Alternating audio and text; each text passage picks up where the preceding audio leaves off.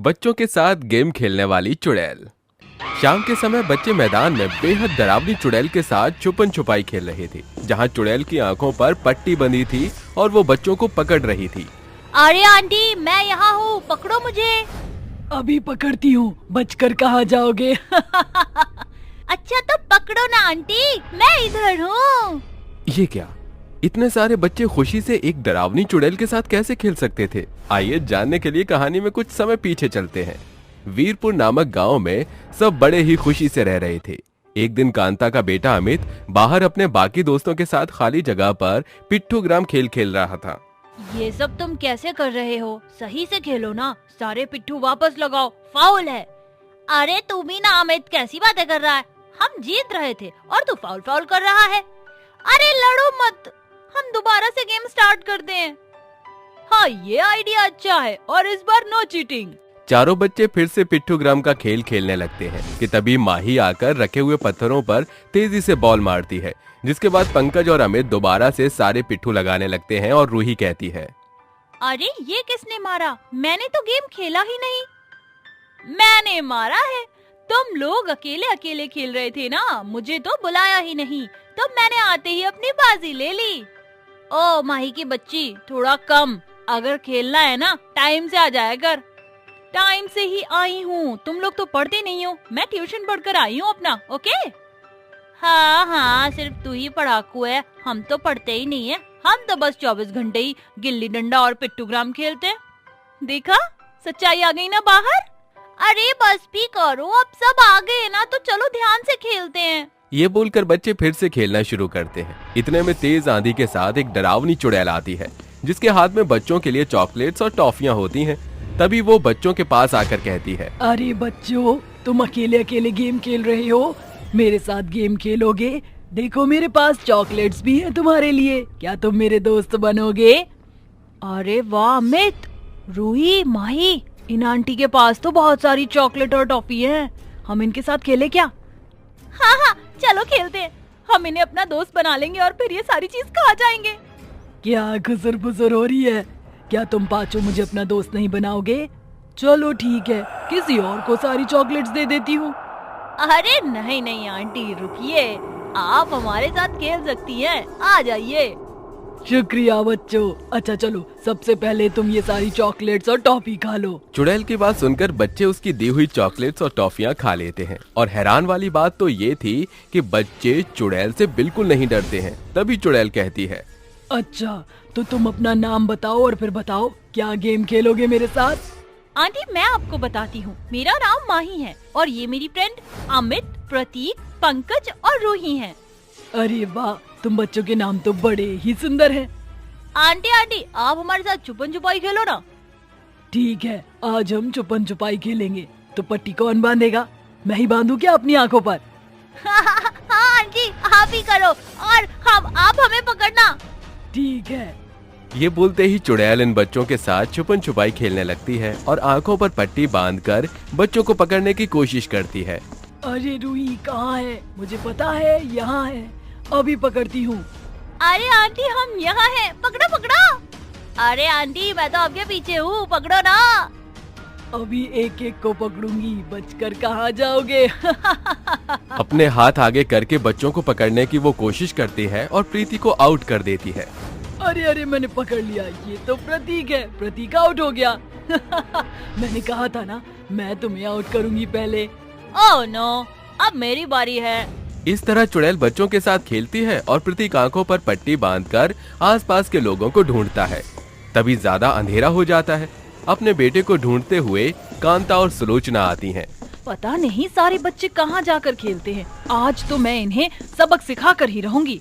सिर्फ आप ही क्यों, आज तो मैं भी प्रतीक को चमकाऊंगी। बिल्कुल भी बच्चे पढ़ते नहीं हैं, बस सुबह से शाम खेलने में बिता देते हैं। ये देखो, कहाँ खाली मैदान में इतनी रात को अकेले खेल रहे हैं। कुछ हो गया हमें तो पता भी नहीं चलेगा। जी कांता बहन, तुम ठीक कहती हो। दोनों माँ बच्चों के पास पहुँच जाती हैं और अपने बेटे का कान पकड़ लेती हैं और चुड़ैल छुप जाती है। ज्यादा खेलने की भी क्या जरूरत है कि टाइम का पता ना चले। कुछ हो गया तो कौन देखेगा तुम्हें? चलो घर चलो रूही और माही, आओ मैं तुम्हें भी घर छोड़ दूं। जी आंटी। इस तरह कांता और सुलोचना बच्चों को वहाँ से ले जाकर घर छोड़ देती है। अगले दिन चुड़ैल सभी बच्चों के घर पहुंचकर उन्हें चॉकलेट दिखाकर बुलाती है। बच्चे फिर से आ जाते हैं और कहती है, आज कौन सी गेम खेले? मैं बताऊं?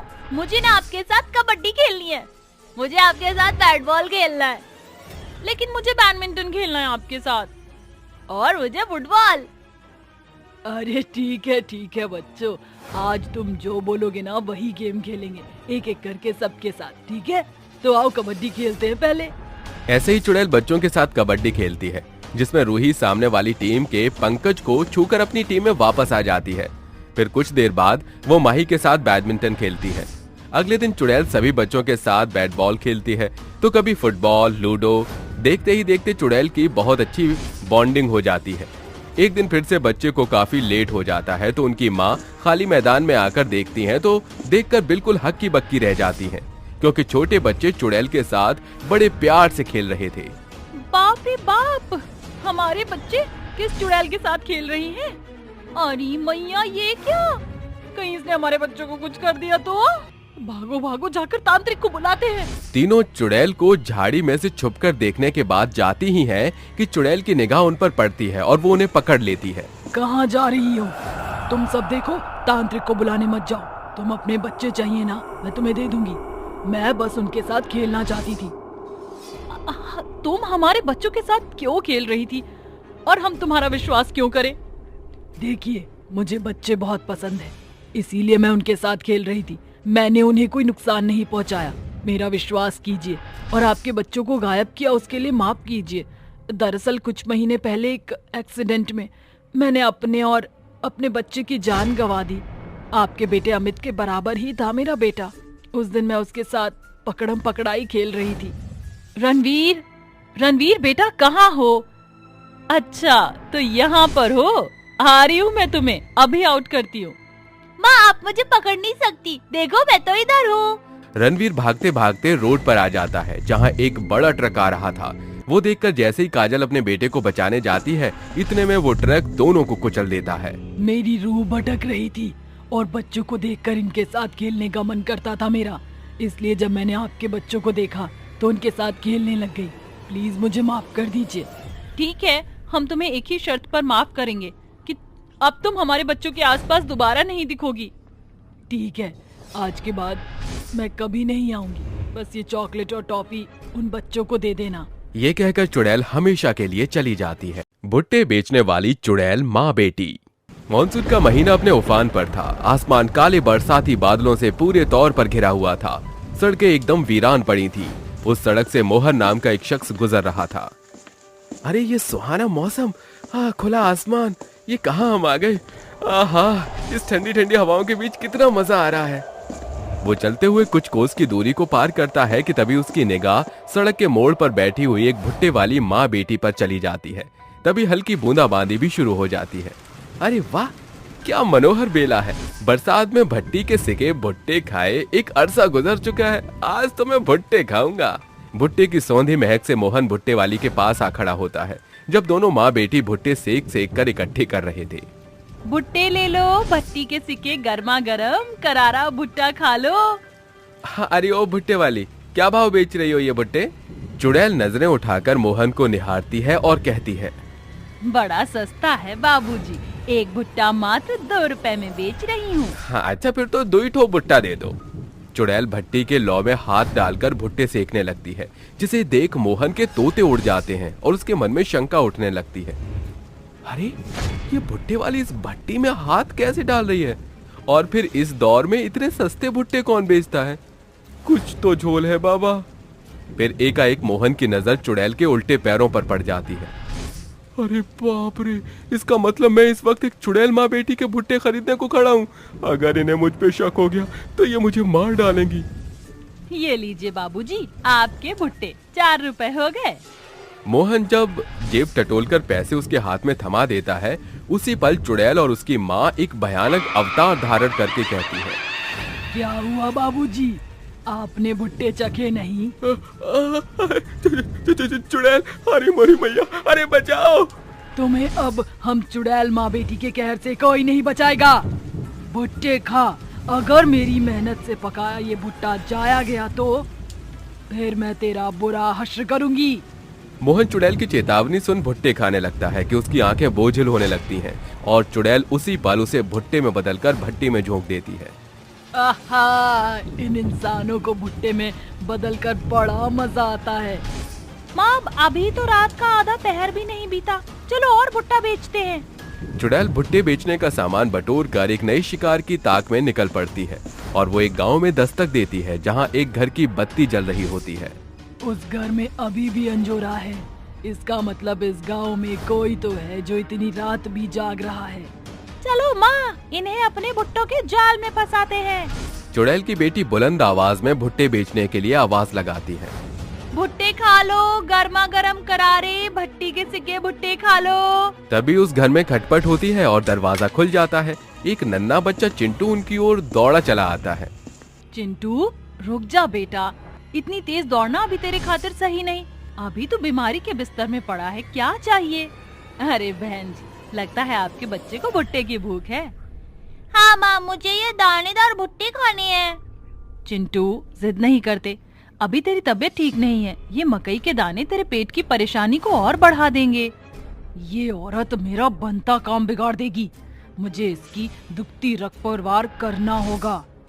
अरे बहन जी, ये सब तो कहने कहलाने की बातें हैं। क्या पता इस भुट्टे को खाकर आपका बेटा एकदम टनाटन हो जाए। अच्छा ठीक है, एक भुट्टा दे दो। भूखा चिंटू चुड़ैल के भुट्टे खाने लगता है। उसी पल उसकी आंखें बेतहाशा भारी होने लगती हैं। चिंटू जमीन पर चित होकर धम से गिर पड़ता है। चिंटू बेटा उठ जा, देखा कहा था ना मैंने कि सब कुछ तुम्हारे इन भुट्टों के चलते हुआ है। चुड़ैल और उसकी बेटी उसी पल अपने भयानक वेश में आ जाते हैं। अरे माँ देखो तो, हमें ऐसे देखकर इसकी आंखें कैसी चौड़ी हो गई। क्यों री, मुझे फटकार लगा रही थी, अब तू भुगतेगी, बुरा अंजाम भुगतेगी। चुड़ैल चिंटू को भुट्टे में बदलकर सरोजा से कहती है, अगर तुझे अपने बच्चे की जान प्यारी है तो खा इस भुट्टे को, वरना मैं इसे भट्टे में जल रहे लपटों के हवाले कर दूंगी। फिर तेरा चिंटू कभी नहीं लौटेगा। नहीं नहीं, भगवान के लिए ऐसा मत करो, मैं तुम्हारे आगे हाथ जोड़ती हूँ। भगवान से हमारा 36 का आंकड़ा है, समझी? हम सिर्फ शैतान की पुजारन हैं। अरे ओ दुष्ट औरत, ज्यादा बकैती ना कर वरना। सरोजा जैसे ही चुड़ैल के भुट्टे को खाती है, छलाइन चुड़ैल उसे भुट्टे में बदल देती है। माँ, ये बुर्बक इंसान कितनी जल्दी मोह माया में फंस जाते हैं। हाँ मेरी लल्ली, ये मकई के दाने हमारा हथियार हैं, जिसे हम इन इंसानों का शिकार कर पाते हैं। सरोजा चिंटू के लापता होने के चलते अगले दिन गांव के प्रत्येक घरों में सनसनी छा जाती है। सभी मिलकर थाने में रिपोर्ट दर्ज करा आते हैं। जानत हो बिनामल, पुलिस को वहीं तलक कोनो पुख्ता सबूत हाथ नहीं लगा। जाने काहे हमके ता ई दूत भूत के खेल लागत है। इसकी गुंजाइश क्या है? देखे नहीं, गांव के पूरे मैदान में विचित्र पैर के छाप पड़ल हैं और ही कुछ मकई के दाने भी गिरे हैं। एका तो एक है मतलब है कि कातिल कोनो भुट्टे वाली है। अब वो इंसान है कि हैवान ही तो राम जाने। ये गांव अब चुड़ैल के भूतिया भुट्टे बेचने का अड्डा बन जाता है। चुड़ैल हर शाम आती है और कईयों को अपने भुट्टे खिलाकर मार डालती है। ये खबर हवा की तरह पूरे गांव में फैल जाती है। लोगों का ये गायब हो जाना एक मुद्दा बन गया है। आप में से किसी को किसी भी जन पर अंदेशा है तो बेझिझक बताइए। हुजूर, हमरे शक के दायरे में उ भुट्टे बेचे वाली माँ बेटी हैं। काहे कि जौन इंसान का भुट्टा खाते ससुरा उहे लापतागंज पहुँच जात है। मुग्धा सही कह रही है प्रधान जी। वो भुट्टे वाली का चाल चलन, वेशभूषा साधारण इंसान से एकदम परे है, जैसे वो हमारे बीच की ना हो। इसका एक ही उपाय है, बाबा बीकानेर। सभी मिलकर बाबा की गुफा में आकर उसे सारा वृतांत बताते हैं, जिसके बाद बाबा कहते हैं, I like it। अरे बाबा तो अंग्रेजी बोलत हैं, लागत है बाबा विलायती हैं। बाबा, अंतर ध्यान होकर आपने क्या देखा? वही है, वो दोनों चुड़ैल हैं, मगर घबराओ नहीं बच्चा। इसके बाद बाबा मंत्रों द्वारा चुड़ैल और उसकी बेटी को बुलाते हैं। बता पॉपकॉर्न वाली चुड़ैल लोगों को क्यों मार रही है? माँ, ये बाबा तो ढोंगी है। अरे ओ ब्लैक टाउन के चिकने बाबा, मुझे गुस्सा मत दिला, वरना तेरा हश्र बाहर के भुट्टे से भी दुगना होगा। क्या तीखी मिर्ची है, बाबा बीकानेर तुझे गुलाम बना कर रखेगा और तू मुझे बरसात में भुट्टे खिलाएगी। I like it. ये चिमरकी बाबा तुम्हारे सामने मुझे छेड़ रहा है और तुम गांव वाले भूत बनकर खड़े देख रहे हो। चुड़ैल और उसकी बेटी अचानक से बाबा पर वार करती है। बेकार है बाबा तुझ पे, एक नन्ही सी जान ने तुम्हारा तख्ता पलट कर दिया। ए मिनी चुड़ैल, अपनी गज भर की सड़ी जुबान को लगाम दे। मैंने तो सोचा था कि प्यार से मामला निपट जाएगा, मगर अब मार होगा, क्योंकि लातों के भूत बातों से नहीं मानते। किसको पड़ेगी लात और किसका फूटेगा कदुआ, ये तुझे मैदान में उतरने पर पता चलेगा। उसी पल चुड़ैल और बाबा में घमासान युद्ध छिड़ जाता है। शांत माहौल तबाही के मंजर में बदल जाता है, जिसे देख सभी अपनी जान बचाने की खातिर इधर उधर दुबक जाते हैं और बाबा चुड़ैल और उसकी बेटी को एक बोतल में कैद कर लेता है। बीकानेर बाबा की जय हो। बाबा, आज अगर आप नहीं होते तो वो चुड़ैल माँ बेटी हम सभी को भुट्टे बना चुकी होती। खतरा टल चुका है, अब आप सभी का जीवन सुरक्षित है। और इस तरह चुड़ैल और उसकी बेटी के खात्मे के साथ भूतिया भुट्टों का सिलसिला सदा के लिए टल जाता है।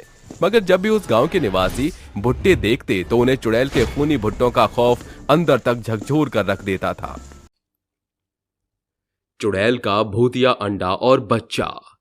एक बड़ी ही भयानक चुड़ैल रात के अंधेरे में घनघोर जंगल के बीचों बीच बैठी हुई शैतानी हवन यज्ञ को अंजाम दे रही थी। कामिनी पिशाचिनी स्वरक्त सर्वनाशिनी भूत प्रेत मोहिनी शैतान की सुरागिनी, ए शैतानों के बादशाह अपनी इस चुड़ैल भक्त की पुकार सुनो। चुड़ैल की आंखों के एकदम सामने एक बरगद का बंजर पेड़ था। उस पेड़ से बंधी एक मुर्गी काफी तड़प में पंख फड़फड़ा रही थी और कुकड़ू कू की शोर मचा रही थी।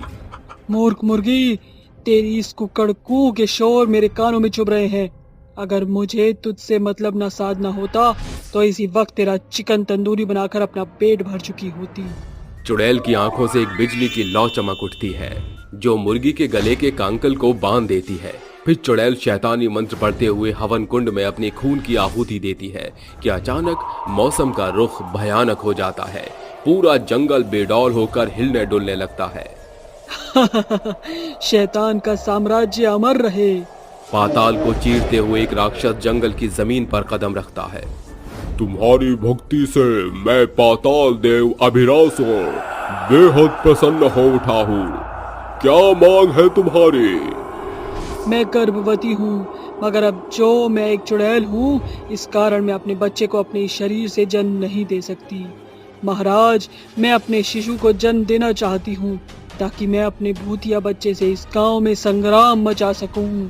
ठीक है, अगर उसकी खातिर मुझे तुम्हारे और इस मुर्गी के बीच एक रक्त बंधन कायम करना होगा, जिससे कि तुम्हारे भूतिया गर्भ के भीतर पल रहा अंश इस मुर्गी के गर्भाशय में अंडा बनकर जा बसेगा, और जब वो अंडा परिपक्व होकर टूटेगा तो उस पल जलजले उठेंगे, सैलाब आएगा, क्योंकि उसके साथ आएगा इस दुनिया में तबाही, भूतिया बच्चा।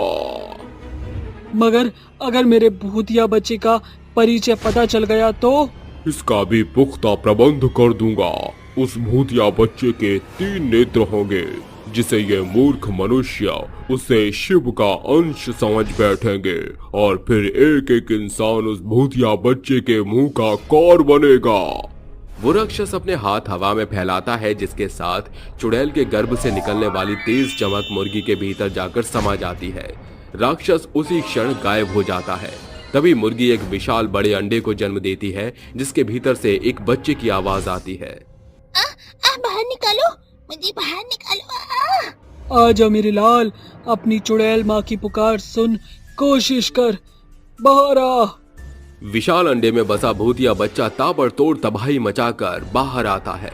उस रात आसमान वीरान पड़ा था। उस भूतिया बच्चे के दानव से हाथ पैर, राक्षस से कान और 3 आंखें, जिनके भीतर से खून टपक रहा था। तो आखिर खून ने खून को पुकार ही लिया। जा, और अब अपने मकसद में कामयाब होकर ही लौटना। भूतिया बच्चा हाहाकार मचाते हुए मलमलिया गांव में प्रवेश करता है।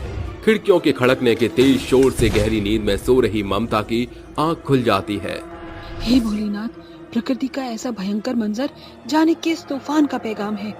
आज से पहले मलमलिया गांव में इतनी बड़ी तूफानी लहर कभी नहीं उठी। भूतिया बच्चा छलावे भरी आवाज में रोना शुरू करता है। अरे इतनी जोर शोर से किसका बच्चा भी लग रहा है। वो जैसे ही फाटक खोलती है तो भूतिया बच्चा उसकी चौखट पर बैठा होता है। वो चारों तरफ नजर दौड़ाती है मगर उसे कोई नहीं दिखता। वो झट से बच्चे को गोदी में उठाकर उसे सहलाती है। अरे ये तो त्रिनेत्री बच्चा है, लगता है इसके आगे पीछे कोई नहीं है। वो बच्चे को अंदर लाकर अपने पति को जगाकर उसे सारी वारदात बताती है। अरे ममता, शायद इसी बच्चे के लिए ईश्वर ने आज तक हमें बेऔलाद रखा था। किसी को भी दूर दूर तक कोई खबर नहीं थी कि भूतिया बच्चा आगे क्या आतंक मचाने वाला था। सभी को यही लग रहा था कि ये बच्चा वरदानी है। आधी रात के 3 बजने को थे कि भूतिया बच्चा आंख खोलता है। मुझे जल्द से जल्द अपने मकसद को पूरा करना होगा, किसी को भी नहीं छोड़ूंगा। सबको मार डालूंगा। भूतिया बच्चा बंद दरवाजे से पारदर्शी होकर बबीता के घर में घुस जाता है। बबीता का पति एक किसान था जो रात को खेतों की देखभाल के कारण घर से ओझल रहता था। इस मौके का फायदा उठाकर भूतिया बच्चा वहां आ धमकता है और उसके कान के पास रोने लगता है। बबीता झट से उठ खड़ी होती है। अरे ये अचानक आधी रात को बच्चे की किलकारी कहाँ गूंज रही है? तेरे बगल में बबीता। भूतिया बच्चे की डरावनी सूरत देखकर बबीता जोर से चीख पड़ती है, जिसे देख भूतिया बच्चा छत से चिपक जाता है। बचाओ! अरे गांव वालों दौड़ो! क्यों बच्चे की जान लेने पर तुली है? तेरे चीखने चिल्लाने का कोई फायदा नहीं है, मैं भूखा हूँ। अरे भूखा है तो जाकर दूध पीना। आदमखोर, मेरी जान लेने पर क्यों उतारू हुआ है? मुझे तेरा गर्मा गर्म खून पीना है। अगले ही पल भूतिया बच्चा बबीता पर झपट पड़ता है और उसे मारकर उसका सारा खून चूस जाता है। कुछ पल बाद जाने किस जंगली जानवर ने बबीता को अपना आहार बनाया है। शीलखा का शक उसी भूतिया बच्चे पर पड़ता है, जिसके चलते उसकी आंखों से नींद उड़ जाती है। जाने क्यों इस बच्चे से मुझे शैतानी शक्तियों की बू आती है। इस बच्चे में कुछ तो ऐसा है जो एकदम अलग है। शीलखा खिड़की से ताक रही थी कि तभी भूतिया बच्चा भयानक अवतार में बाहर आता है। पूरा गांव नींद के आगोश में है, मुझे इस पल का फायदा उठाकर अगला शिकार खोजना होगा। जैसे ही भूतिया बच्चा आकाश की ओर ताकता है तो पंछी नीचे गिरते हैं। वो आदमखोर उन पक्षियों का मांस खाने लगता है। ये देख शीलखा चकाचौंध रह जाती है। पूरा गांव खतरे में है, मुझे इस भूतिया बच्चे का रहस्य सभी को बताना होगा। शीलखा दबे पांव घर से निकलने की कोशिश करती है कि भूतिया बच्चा उसे आगे से आ घेरता है। कहाँ जा रही है? मेरा सच सभी को बताने। अब देख मैं तेरा क्या हश्र करता हूँ। भूतिया बच्चा उसकी खोपड़ी उखाड़कर अपना पेट भर देता है और उसके कटे हुए शव को जमीन के बीचों बीच गाड़ देता है और सवेरा होने से पहले घर में आकर सो जाता है। अरे आखिर कौन है वो जो हर दिन हमारे गांव में लोगों की लाशें बिछा रहा है? गुजरते हर एक दिन के साथ मलमलिया गांव के एक इंसान की जान जा रही थी। वो धीरे धीरे गांव के निवासियों का शक की निगाह उस भूतिया बच्चे पर थी। बलबीर, ममता, गांव ये मानता है कि लोगों की रहस्यमयी मौत के पीछे तुम्हारे बच्चे का हाथ है। ये बच्चा हमारे गांव की खातिर श्राप है। रौनक भाई जी, आप यहाँ के प्रधान हैं। इसका मतलब ये नहीं कि आप एक बेजुबान बच्चे पर हत्या का आरोप लगाएं। और फिर एक दुधमुहा बच्चा किसी की जान कैसे ले सकता है? जिस किसी की भी मौत हुई है उन्हें शव के इर्द गिर्द एक नवजात बच्चे के कदमों के छाप मिले हैं। इस गांव में सैकड़ों बच्चे हैं, आप अकेले मेरे ही बच्चे पर लांछन क्यों लगा रहे हैं? अगर तुम्हें मेरी बात का भरोसा नहीं तो चलो चंद्रशेखर तांत्रिक के पास, वहाँ दूध का दूध और पानी का पानी हो जाएगा। सभी झुंड बनाकर तांत्रिक के पास आते हैं। तांत्रिक अपनी सादी शक्तियों से भूतिया बच्चे को बंधक बना लेता है। इस भूतिया बच्चे का अस्तित्व मिटाना है। इसकी चुड़ैल माँ को यहाँ बुलाना पड़ेगा। खून खून की पुकार सुनकर यहाँ जरूर आएगा। उसी वक्त चुड़ैल वहाँ हाहाकार मचाती हुई आकर कहती है, छोड़ दो मेरे बच्चे को तांत्रिक, वरना तेरे डेरे को लहूलुहान कर दूंगी। धूर्त चुड़ैल, मैं तेरे इरादे जान चुका हूँ। तू अपने ही औलाद को प्यादा बनाकर उसके हाथ ही इंसानियत का नाश कर रही है ताकि तू इस गांव पर अपना साम्राज्य स्थापित कर सके। हाँ, जो भी मेरे बीच आएगा मेरा भूतिया बच्चा उसे अपना कौर बना लेगा। विनाश काले विपरीत बुद्धि, आज तुझ आत्मा की परमात्मा की ज्वाला से कोई नहीं बचाएगा। जय शिव शंकर। तांत्रिक शातिरता से चुड़ैल पर शिव की भभूति का छिड़काव करता है, जिसके साथ चुड़ैल का अंश भूतिया बच्चा ज्वाला बनकर फूट जाता है और चुड़ैल की भी मौत हो जाती है। इस तरह शैतान पर भगवान की जीत होती है। सोमगढ़ में एक ऐसा गांव था जो थोड़ा शहर जैसा बन चुका था। ऐसे ही एक दिन अनु सुंदर सा लहंगा पहनकर अपनी दोस्त कविता के घर जाती है। कविता के मेहंदी फंक्शन में आंखों पर पट्टी बांधे आंख मिचौली खेल रही थी। तभी वहां की लाइट अचानक बंद हो जाती है और चुड़ैल कहती है, अब नहीं छोड़ूंगी तुझे, आजा मैं खिलाती हूँ तुझे आंख मिचौली। चुड़ैल अनु को बालों से हवा में उठाकर एक खाली मैदान में पटक देती है, जहां अंधेरा ही अंधेरा होता है। तभी चुड़ैल उल्टे पैरों वाली चुड़ैल अपने जादू से अनु के हाथ बांध देती है और वो जमीन से उठकर कहती है, कौन है यहाँ?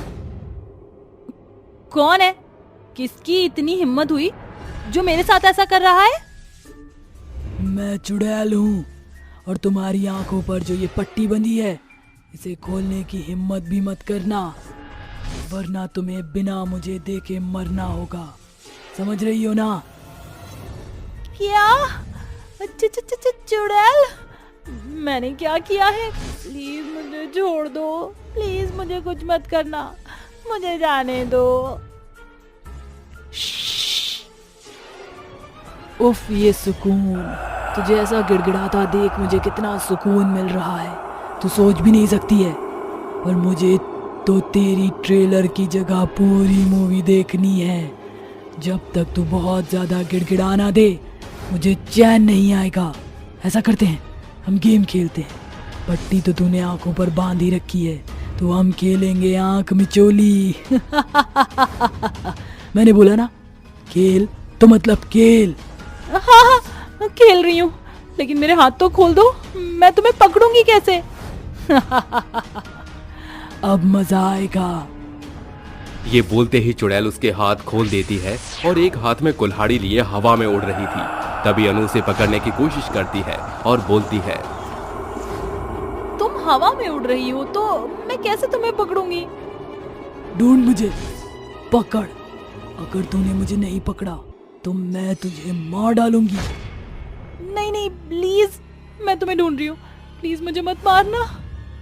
ये बोलते ही अनु चुड़ैल को ढूंढने लगती है और चुड़ैल हवा में और उड़ने लगती है और कहती है, तुझे यहाँ बुलाने तो मेरी एक साजिश थी अनु, अब तुझे मरना होगा। कौन हो तुम? कौन हो? और मेरा नाम कैसे जानती हो? मैं तेरी दोस्त शनाया। अब तो खुद समझ सकती है कि मैं तुझे क्यों मारना चाहती हूँ। सुनो, तुम प्लीज मुझे माफ कर दो, मैं बंधन चाहती हूँ, मुझे अपने किए का पछतावा है, मुझे बख्श दो। क्या तूने मुझे बख्शा था? नहीं ना, तो मरने के लिए बेखौफ रह। ऐसा बोलते ही चुड़ैल हवा में उड़ते हुए अपनी कुल्हाड़ी से उसकी गर्दन पर वार कर देती है, जिससे अनु का सिर धड़ से अलग होकर जमीन पर गिर जाता है और वो कहती है, मार डाला अनु, मैंने तुझे मार डाला। तूने मुझसे साजिश की और मैंने तुझे भी साजिश करके मार डाला। वैसे ही एक एक करके बाकियों को भी मार डालूंगी। आखिर ये शनाया नाम की चुड़ैल कौन थी और क्यों उसने अनु को मारा? आखिर दोनों का क्या रिश्ता था? जानने के लिए इस डरावनी कहानी में आगे बढ़ते हैं। शाम ढल चुकी थी और अंधेरा बढ़ गया था। प्रिया उस रास्ते से गुनगुनाते हुए जा रही थी। ओ मेरे दिल के चैन, चैन आए मेरे दिल को दुआ कीजिए। अपना ही साया देख के तुम जाने जहां शर्मा गए। अभी तो ये पहली मंजिल है, तुम तो अभी से घबरा गए। मेरा क्या होगा सोचो तो जरा, हाय ऐसे डराना कीजिए। डरोगी नहीं तो मरोगी कैसे, और मरोगी नहीं तो मेरे दिल को चैन कैसे आएगा। जाने दो मुझे, तुम जो भी हो, मैंने तुम्हारा कुछ नहीं बिगाड़ा, मुझे जाने दो। बिगाड़ा है तूने भी मेरा बिगाड़ा। तेरे दिल का मेरे दिल से रिश्ता पुराना है। शनाया हूं मैं। भूल गई मुझे किस तरह तूने मारा था।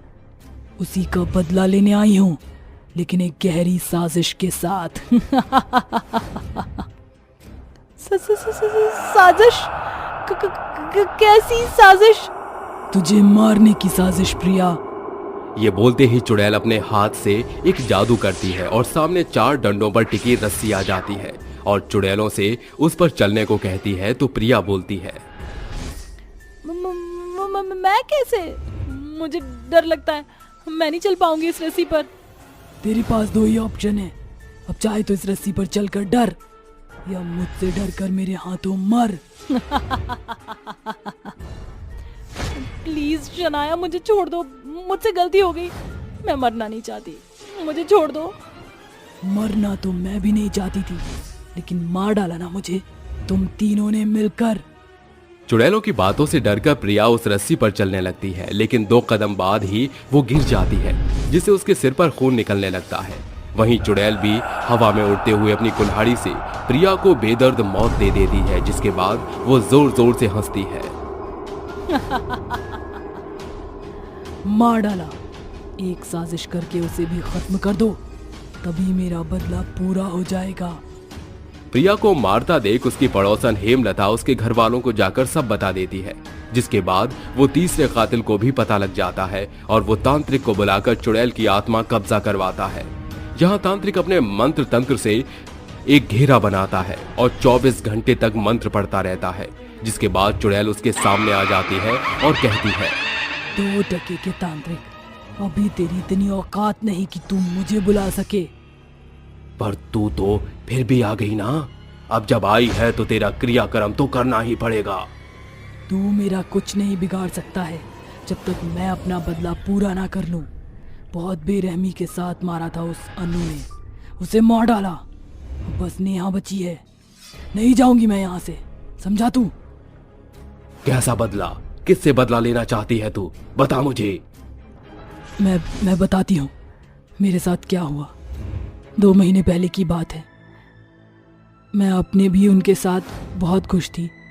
हम दोनों एक दूसरे से बहुत प्यार करते थे। बहुत मुश्किलों के बाद मेरी उससे शादी हो रही थी और मैं मंडप में जाने के लिए इंतजार में थी। तभी मेरी 3 सहेलियां आई और बोली, ओहो, तू तो लाल जोड़े में आज बहुत सुंदर लग रही है। हाँ, सच में तुझे बहुत अच्छा जीवन साथी मिला है। काश तेरी जगह व्योम ने मुझसे प्यार किया होता, पर कोई बात नहीं, उसे तू मिल गई। बेटा, सबकी किस्मत में नहीं होता व्योम जैसा प्यार। वो तो है, लेकिन अब उससे शादी मेरी होगी, इसी जोड़े में, और तुझे जाना होगा।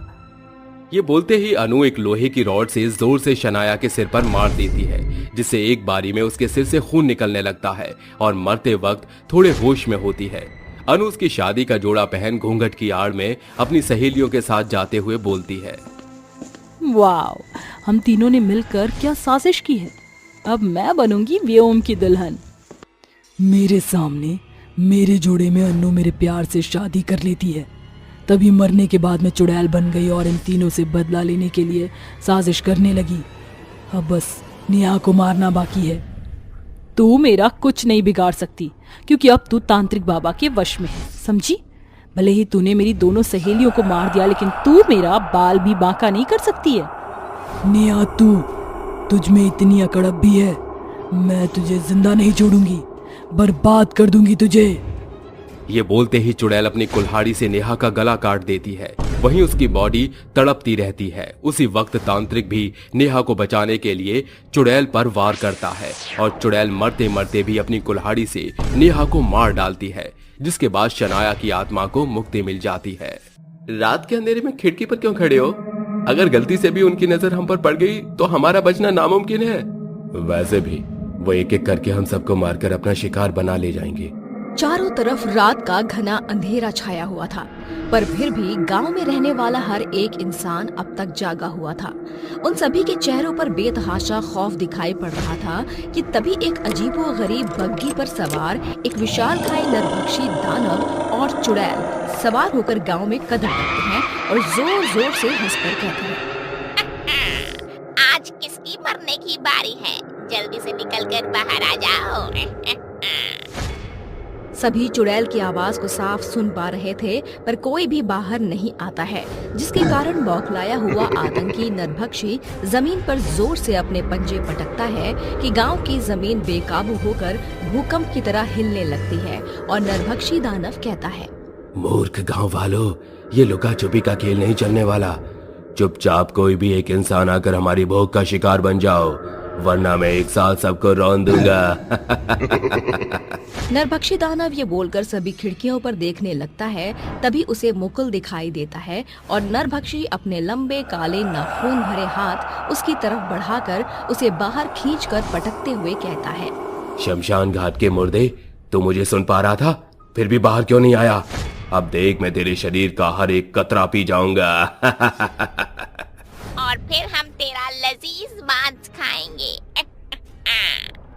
चुड़ैल और नरभक्षी दानव से डरकर मुकुल अपनी आंखें बंद कर लेता है और कहता है, हे भगवान, मुझे बचा ले, नहीं तो ये नरभक्षी दानव मेरा सारा खून पी जाएगा और ये चुड़ैल मेरी बोटियां खा जाएगी। मुकुल को ईश्वर से मदद की गुहार लगाता देखकर वो दोनों हंसते हुए कहते हैं,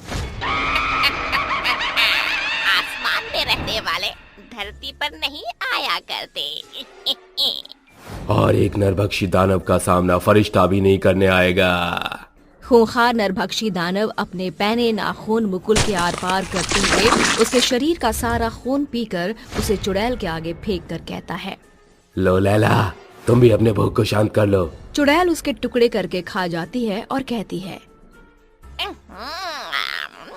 इसका मांस तो बड़ा ही लजीज और मजेदार है। अपनी आंखों के सामने पति की दानव और चुड़ैल के द्वारा हुई बेरहमी से मौत देखकर ललिता दौड़ते हुए उसके पास आकर कहती है, मार डाला रे, इस नरभक्षी दानव ने मेरे सुहाग को उजाड़ डाला रे। अरे आसमान में रहने वाले फरिश्तों, कहाँ सोए हो तुम? लैला, इसका क्या करें? कहो तो इसका मामला भी तमाम कर दूं। तुम्हें तो पता है ना कि हम एक दिन में एक इंसान का शिकार कर सकते हैं। इसे हम कल तक के लिए जीवित छोड़ देते हैं। सही कह रही हो तुम, क्योंकि मुझे भी ताज़ा शिकार करने की आदत है। इसके बाद दोनों अपनी शैतानी बग्घी पर सवार होकर जंगल की ओर रुख कर लेते हैं और थोड़ी दूर जाकर विलुप्त हो जाते हैं। अगली सुबह सभी बातें करते हुए कहते हैं, पता नहीं आसमान में रहने वाले फरिश्ते कहाँ सो गए हैं, जो उन्हें हमारा ये असर दिखाई नहीं पड़ रहा। वो नरभक्षी दानव और वो खूंखार चुड़ैल हम सभी को ऐसे ही एक एक करके अपनी भूख का शिकार बना लेंगे और हम कुछ न कर पाएंगे। आदमखोर नरभक्षी दानव हम सभी को हमारे ही गांव में गुलामों की तरह कैद करके रखा है। बिना उसकी मर्जी के हम यहाँ से बाहर नहीं जा सकते हैं। अब तो ऊपर वाला ही अपने नेक फरिश्ते को भेजकर हमें बचा सकता है, वही इनका खात्मा करेंगे। सभी के दिलों में काफी डर था और थोड़ी देर में फिर से रात होती है। नरभक्षी दानव और चुड़ैल एक बार फिर से गांव में कदम रखकर कहते हैं, जाओ मेरे नरभक्षी मित्र, उसे बाहर निकाल कर लाओ। आओ ललिता, अपनी मौत को बुलाहट सुनकर बाहर आओ और आकर हमारी भूख मिटाओ। ये नरभक्षी दानव तुम मुझे ही पुकार रहा है। आज ये हैवान मुझे भी मार देंगे। इन जिंदा इंसानों के कानों को एक बार में सुनाई नहीं देता। गुस्सैल नरभक्षी दानव अपना विशालकाय हाथ ललिता की तरफ बढ़ाकर उसे बाहर ला पटकता है और ललिता तड़प कर कहती है, हे दुनिया बनाने वाले, क्या तू अपने इंसानों को ऐसे ही मरते देखता रहेगा? अपने फरिश्तों को भेजकर बचा हमें। मछली की तरह छटपटा रही है, प्राण हलक से निकलने को हो रहे हैं, पर आस अभी भी फरिश्तों के आने की लगी है। अब इस दुनिया से फरिश्तों का नामो निशान समाप्त हो चुका है, जो है हम और हमारा शैतान। आज मैं इसका सारा मांस खाऊंगा। तो फिर आज मैं इसके मीठे ताजे खून से पेट भर लूंगी। इसके बाद नरभक्षी दानव उसके हाथ पैरों को उखाड़कर खाने लगता है और चुड़ैल उसका सारा खून पी जाती है और फिर दोनों गायब हो जाते हैं। ऐसे ही अब लगातार हर रोज वो आदमखोर लोगों को मारकर उन्हें अपना शिकार बनाते हैं, जिस कारण गांव में बहुत ही सीमित लोगों की संख्या बच जाती है और सभी कहते हैं, गांव के मुखिया होने के नाते मेरा फर्ज था कि मैं सबकी जान बचाऊं, पर मैं कितना बेबस हो गया हूं, चाहकर भी कुछ नहीं कर पा रहा। वो नरभक्षी दानव और चुड़ैल मुकुंदपुर गांव को शमशान बनाकर ही दम लेंगे। सभी परेशान होकर कहते हैं। तभी उनके कानों में नमाज की गूंज सुनाई पड़ती है और एक काजी साहब उनके पास आकर कहते हैं, अल्लाह के सच्चे इबादत में बहुत ताकत है, उसे दुआ करो, अल्लाह अपने नेक फरिश्तों को हमारी हिफाजत के लिए जरूर भेजेगा। ये सुनकर सभी दरगाह पर जाकर अल्लाह से रहम की विनती करते हैं और फिर से शाम का अंधेरा छा जाता है और नरभक्षी दानव चुड़ैल हमेशा की तरह आकर दहशत मचाना और लोगों को मारना शुरू करते हैं। पर इस बार काजी साहब उनके सामने आकर कहते हैं, अल्लाह के फरिश्ते से खौफ खाओ, वरना तुम्हारा वो हश्र होगा जिसे तुम्हारी रूह कांप उठेगी। आज तुझे उसी फरिश्ते के पास पहुंचा देता हूँ। इसे हमारे हत्थे चढ़ने का बड़ा ही शौक है, खत्म कर दो इसे। नरभक्षी दानव काजी साहब को अपने खूंखार हाथों से उठाकर घायल कर देता है और काजी साहब कहते हैं, या खुदा, अपने फरिश्तों को भेजकर अपनी पाक नेमत बरसा, रहमो करम कर। ये कहते ही शाम का घना अंधेरा एकदम से उजाले में बदल जाता है और आसमान तेज रोशनी से चमक उठता है। तभी एक सफेद पोशाक पहने हुए फरिश्ता आसमान से उतरकर उनके सामने आकर कहता है, लाख गुस्ताखी माफ करने के बाद भी तुम हैवानों के शैतानी इरादे नहीं बदले, इसलिए आज मैं उस आसमान में रहने वाले का भेजा दूत तुम्हारा खात्मा करूंगा। तू हमारा कुछ नहीं बिगाड़ सकता, क्योंकि यहाँ हमारी हुकूमत चलती है। और हम दो हैं। इस जमीन और आसमान पर सिर्फ ऊपर वाले का हुकूमत चलती है। मैं तुम्हारे लिए अकेला ही सैकड़ों के बराबर हूँ, क्योंकि मैं मासूमों की पुकार सुनकर उन्हें तुमसे रिहा करने आया हूँ। खूंखार चुड़ैल और नरभक्षी दानव फरिश्ते पर वार करते हैं, पर उनके सभी शैतानी पैतरे फीके पड़ जाते हैं। जैसे ही फरिश्ता उनकी तरफ पलटा वार करता है, वो दोनों एकदम कमजोर पड़ जाते हैं और फरिश्ता कहता है, ये आखिरी पल है, अल्लाह से अपने गुनाहों की माफी मांगो, वो तुम्हारी बदरूहों को पनाह देगा। कभी नहीं, हम तुमसे हार नहीं मानेंगे। हमारे सामने न वो ऊपर वाला कुछ है और न उसका भेजा फरिश्ता। नरभक्षी दानव और चुड़ैल एक में मिल जाते हैं और फिर से नरभक्षी दानव चुड़ैल और फरिश्तों में लड़ाई शुरू हो जाती है। और इस बार फरिश्ता उन्हें अपनी पाक शक्तियों से आसमान की आग धरती पर उतारकर उन्हें झुलसा कर ढेर कर देता है और जाते हुए कहता है, ऊपर वाले के घर देर है, अंधेर नहीं। जब भी कोई उसे पुकारेगा, वो अपने फरिश्ते को जरूर भेजेगा। वो सच्चा बादशाह है और हम उसके फरिश्ते हैं। आसमान से भेजा हुआ नेक फरिश्ता पूरे गांव को नरभक्षी दानव और चुड़ैल से बचाने में जीत हासिल करके इंसानियत को कायम करता है।